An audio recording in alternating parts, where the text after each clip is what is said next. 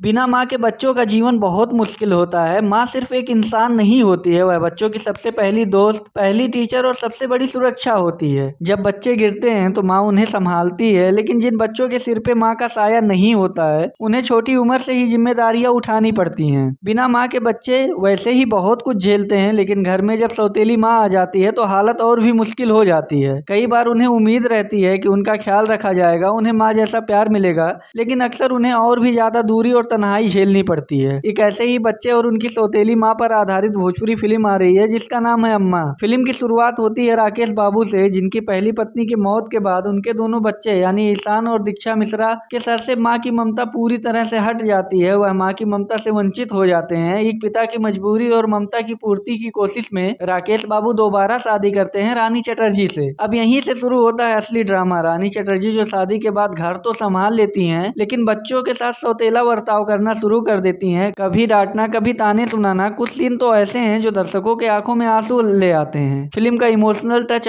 तब और गहरा हो जाता है जब रानी चटर्जी को संतान न होने का दुख सताने लगता है। उन्हें अपनी गलतियां महसूस होने लगती हैं और वह बच्चों को अपना समझने लगती हैं, लेकिन तब तक बच्चे उनसे नफरत करने लगते हैं। बहुत लेट हो चुका रहता है। अब यह देखना दिलचस्प होगा कि क्या रिश्तों की खाई भर पाएगी या बच्चे उन्हें माँ का दर्जा नहीं देंगे। प्लस पॉइंट की बात करें फिल्म की तो बच्चों की एक्टिंग दिल जीत लेने वाली है। खासकर ईशान की एक्टिंग और उनके डायलॉग सीधे दिल पे लगते हैं। कुछ सीन इमोशनल इतने हैं कि आंखें नम हो जाती हैं और बीच बीच में ह्यूमर का भी डोज दिया गया है फिल्म को बैलेंस रखने के लिए। कहानी में प्यार, नफरत, पछतावा और अपनापन सब कुछ दिख रहा है। माइनस पॉइंट की बात करें तो कहानी थोड़ी पुरानी सी लग रही है। ऐसी कहानियों की फिल्म हम बहुत सारी देख चुके हैं, इसमें कुछ ज्यादा नयापन नहीं दिख रहा है। सिनेमेटोग्राफी और विजुअल भी ठीक ठाक है, इससे बहुत ज्यादा उम्मीद नहीं कर सकते। भोजपुरी फिल्म स्टैंडर्ड के हिसाब से ठीक ठाक है, इसे और अच्छा दिखाया जा सकता था। हालांकि गाने जरूर कुछ ठीक हैं, लेकिन इतने बढ़िया नहीं है कि उन्हें यादगार रखा जा सके, उन्हें बाद में गुनगुनाया जा सके। सुन लिया भूल गया,